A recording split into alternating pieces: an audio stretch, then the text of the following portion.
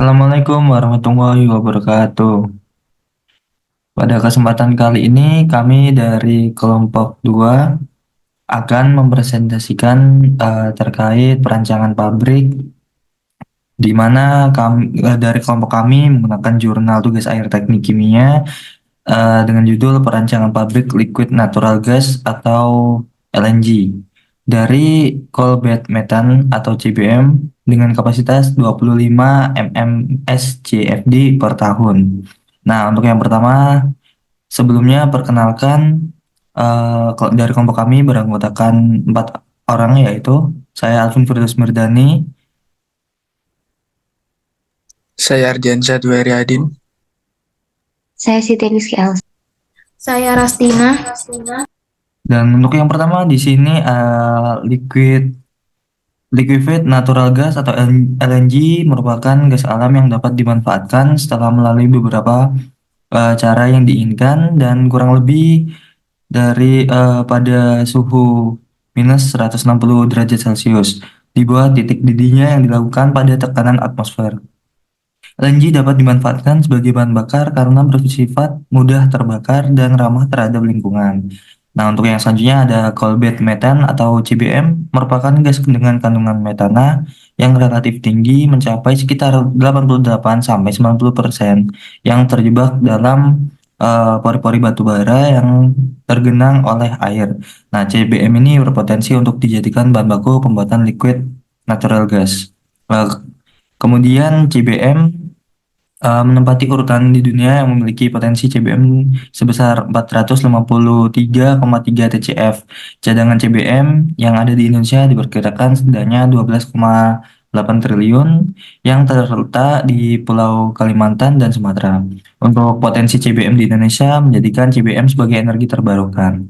Nah, untuk pabrik LNG didirikan dengan tujuan untuk memenuhi kebutuhan LNG dalam negeri dan membantu pemanfaatan CBM di Indonesia.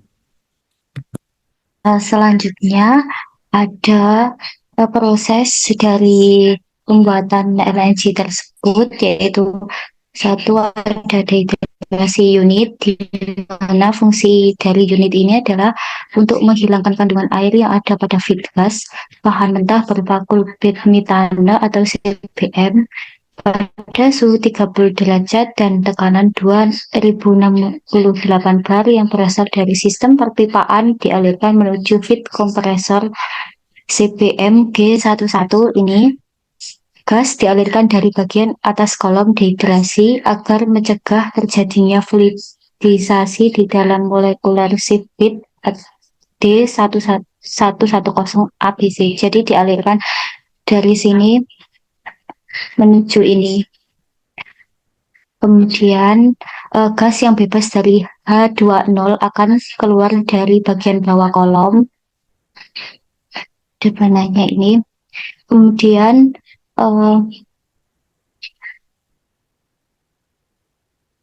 proses regenerasi molekular sieve dilakukan menggunakan sebagian aliran gas atau gas kering yang keluar dari molekular sieve kolom di mana tidak mengandung air.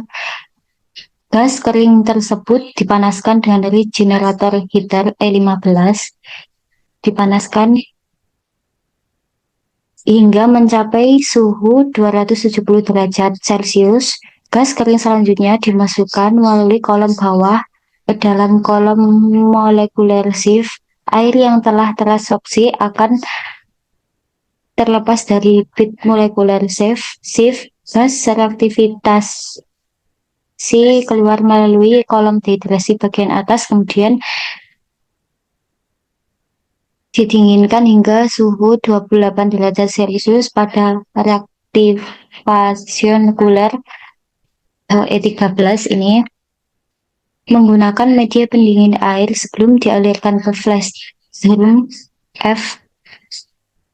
F114 untuk proses pemisahan gas dengan kondensatnya yang berupa air yang sudah terabsorpsi keluar ke bawah menjadi wastewater, sedangkan gas yang keluar ke atas dikembalikan lagi ke feed gas yang bebas dari H2O selanjutnya dialirkan menuju unit penghilang CO2.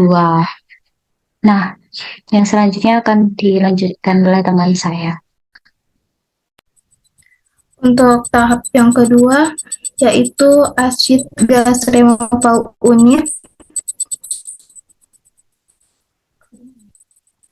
Gas yang berasal dari unit dehidrasi dialirkan menuju pressure swing adsorpsi D210 atau masuk ke dalam kolom A, B, dan C melalui bagian bawah kolom dan keluar melalui bagian atas kolom menuju propeller E420. Tekanan operasi yang digunakan pada pressure swing adsorpsi adalah 37 bar. Pada tekanan tersebut, CO2 akan terserap pada molecular sieve. Tahap selanjutnya dilanjutkan oleh teman saya. Untuk selanjutnya, setelah masuk ke propeller, yaitu menuju fraction unit. Untuk ini, feed CBM dari CBM heat exchanger E420 dialirkan ke expand valve, yaitu VLV 311 hingga suhu dan tekanan sesuai dengan kondisi operasi debutanizer kolom D310, yaitu tekanannya yaitu 20 bar. Uap yang keluar dari puncak debutanizer kolom D310 kemudian dikondensasikan oleh debutanizer kondensor dari E312 dengan media pendingin nitrogen dan dialirkan ke debutanizer akumulator yaitu F314. Cairan sebagai hasil bawah debutanizer dikeluarkan untuk dipanaskan di reboiler debutanizer yaitu E313. Uap dikembalikan ke dalam debutanizer, sedangkan sisa cairan yang tidak teruapkan keluar sebagai produk samping yaitu kondensat C5+, dan dialirkan ke kondensat store tank yaitu F520. Kemudian setelah proses fraction unit menuju ke refrigeration and liquefaction unit. Di sini gas dari unit PSA dilarikan ke CBM heat exchanger yaitu E420, masuk ke kompresor propen refrigerant yaitu G421 untuk menaikkan tekanan uap refrigeran agar dapat dicairkan kembali pada temperatur tinggi.